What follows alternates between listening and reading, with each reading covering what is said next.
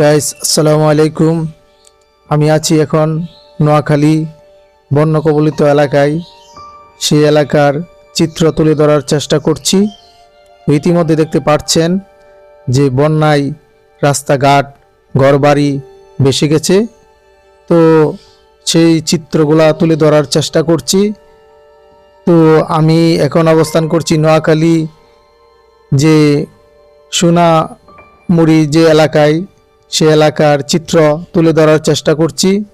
তো ইতিমধ্যে দেখতে পাচ্ছেন রাস্তা বাড়ি এগুলা বন্যায় ভেসে আছে। সে জায়গায় আমাদের শ্রদ্ধেয় করিম ভাইয়ের সহায়তায় আমি ওই জায়গায় আসতে পেরেছি। আর আমাকে সুযোগ করে দেওয়ার জন্য করিম ভাইকে অনেক ধন্যবাদ। তো দেখতেছেন যে রাস্তা দিয়ে গাড়ি চলাচল করতেছে। ছোট গাড়ি অবশ্যই চলতে পারে না, পিকআপ ট্রাক দিয়ে মানুষ চলাচল করে। তো আমি স্থানীয় কিছু লোকের সাথে কথা বলে দেখলাম, তারা বলতেছে আগে অনেক ভয়াবহ ছিল, এখন কিছু কিছু জায়গায় পানি সরে গেছে।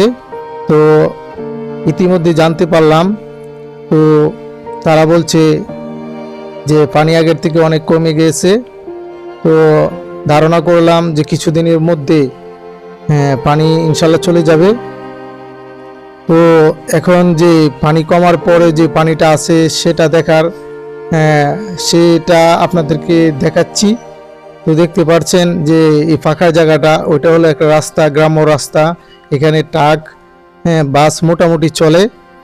তো এখানে সিএনজি অটো এগুলা চলতে পারে না। ইতিমধ্যে আমি একজনের সাথে জানলাম যে কিভাবে চলাচল করে।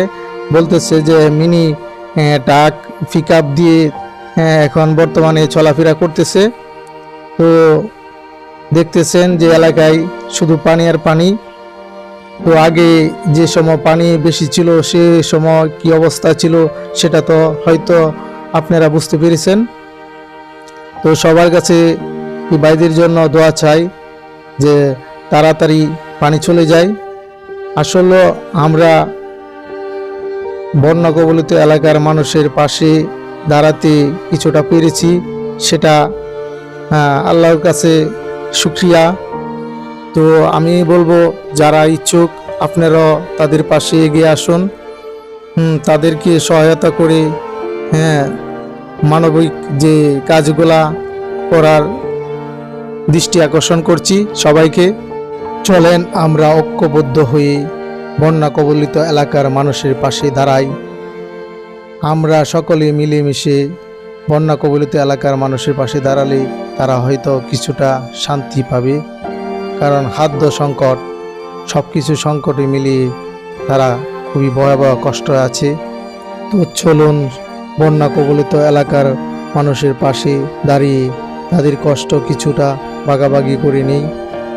তো দেখতে থাকুন ভিডিও আর উপভোগ করতে থাকুন বন্যার কবলিত মানুষের এলাকার দৃশ্য। তো দেখতে দেখতে লাইক কমেন্ট শেয়ার করে ভিডিওটা ছড়িয়ে দিন সকলের মাঝে।